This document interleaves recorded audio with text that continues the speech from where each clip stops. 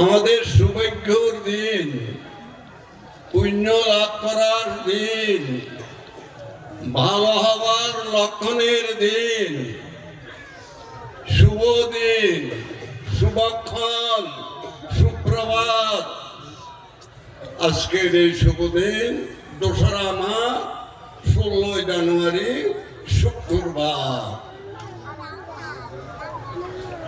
গত বছর 24 সালের তুলনায় 26 সালের অনুষ্ঠান চতুর্গুণ বেড়ে গেছে ভক্তমণ্ডলীর আগমন।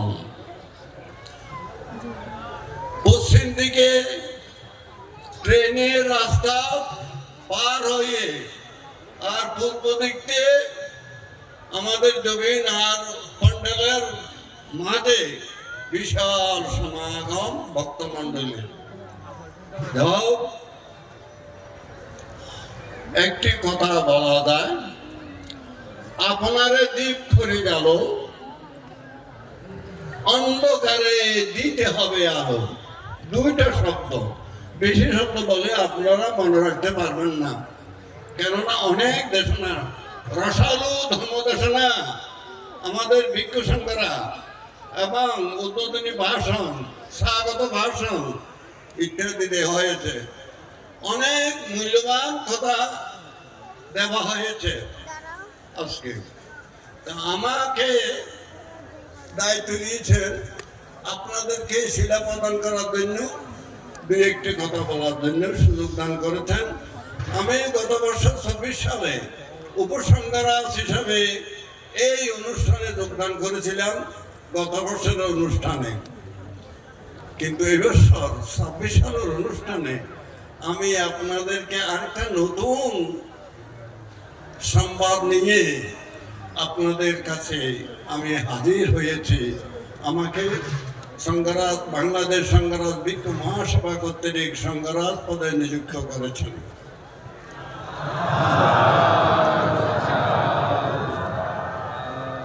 আজকে আমি আপনাদের সংঘরাজ হিসাবে পরিচিত লাভ করলাম আমার সংঘের মাধ্যমে।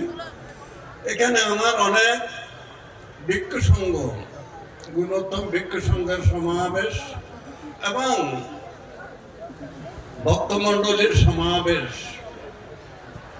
এই সমাবেশ উত্তরাঞ্চলে, চট্টলার উত্তরাঞ্চলে এই ডুবরা গ্রামে হয়ে থাকে। তো জানি না আমাদের ত্রয়োদশ সংঘরাজের অনুষ্ঠানে কত বিরাট মাপের হতে পারে, সেটা আমরা অপেক্ষা করব। সুধী মণ্ডলী, পুণ্যার্থী ভক্তমণ্ডলী, আমি যে কথাটা বলেছি, আপনারে দীপ করে গেল, অন্ধকারে দিতে হবে আলো। কি কথা? আপনারে দীপ করে গেল, আমাকে আমি প্রদীপ করে আলো করে জ্বালতে হবে। কিভাবে? গুরু পূজা দিয়ে। গুরু পূজার মাধ্যমে আমাকে দীপ করে জ্বালতে হবে। দীপ মানে প্রদীপ, অন্ধকারে দিতে হবে আলো। আমি একজন অন্ধ মানুষ, আমাকে আলো দিতে হবে।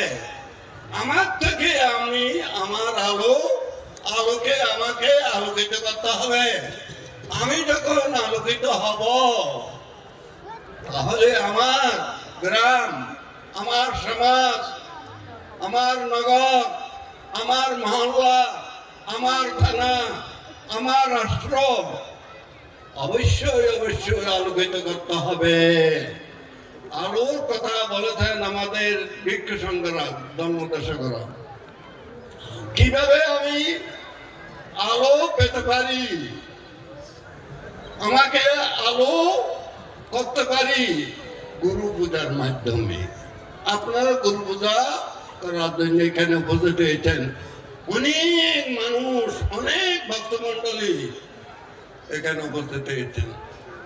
তাই চিন্তা করে দেখুন, এখানে 24 সালের মধ্যে 16 জানুয়ারি গুরু পূজার মধ্যে গত বছর হতে দুইজন গুরু পূজা করা হয়। এখন বর্তমানে তিনজন গুরু এখানে আমাদের মধ্যে পূজা হচ্ছে। তাহলে জানেন তিনজন কে কে? সর্বপ্রথম গোবিন্দ ঠাকুর। গোবিন্দ ঠাকুরের পূজা সর্বপ্রথমে সৃষ্টি হয়েছে, তারপরে সংযুক্ত করা হয়েছে আমাদের উপসংগ্রাম এই দেশে নয়, সন্তান শুদ্ধ সন্তান যে গুণালঙ্কার থেকে সংযুক্ত করে গুণালঙ্কার গোবিন্দ ঠাকুরের স্মৃতিচারণ সভা হয়।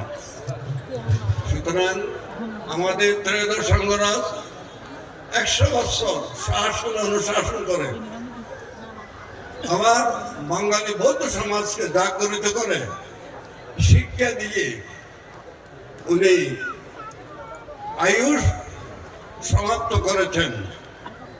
সুতরাং আজকে ওনার অবদান এই দুবরাগ বিহারে দুবরা গ্রামে অনেক অবদান আছে। সেই অবদানের প্রেক্ষিতে তার ছবি দিয়ে তাকে পূজা করা হচ্ছে। তো দেখো, আমি বেশি কথা বলতে চাই না, যে সময় খুব কম। যে আমাদের ধর্মদর্শন যারা ধর্মদর্শনে করেছেন